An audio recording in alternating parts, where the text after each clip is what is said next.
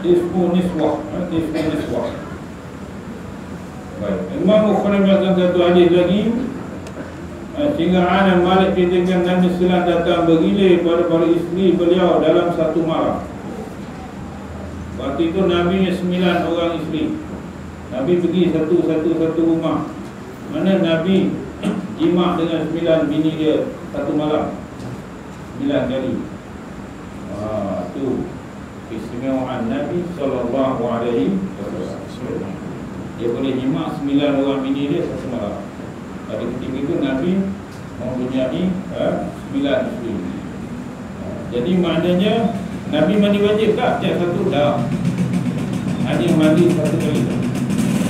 Habis dia rumah ni, dia pergi rumah pula. Habis pula rumah dia dekat-dekat je. Habis 9. Habis 9 dah lepas 9 baru dia mandi. Sekali mandi saja. Kan? Sekali mandi sahaja. Tak tahu orang Melayu dia kata, kalau orang bini banyak, dia jimat bini yang pertama, jangan mandi lagi, pergi terus buat dengan bini yang kedua. InsyaAllah kalau dia ada banyak bini dia tak gaduh. Kata orang Melayu. Rupanya bukan kata orang Melayu, Nabi buat. Sunnah Rasulullah Sallallahu Alaihi Wasallam, bukan Melayu. Tak tanya juga orang Melayu apa pasal.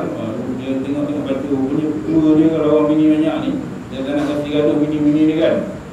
Dia setubuh dengan bini dia tu, mana bini pertama dia setubuh, tak mandi lagi, pergi setubuh lah bini yang kedua, bini yang ketiga. Jadi dia tak gaduh kan. Rupanya benda tu sunnah Rasulullah Sallallahu Alaihi Wasallam.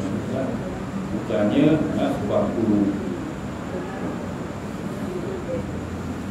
Habis kita bini satu je, satu dah lah. Taklah banyak-banyak kan.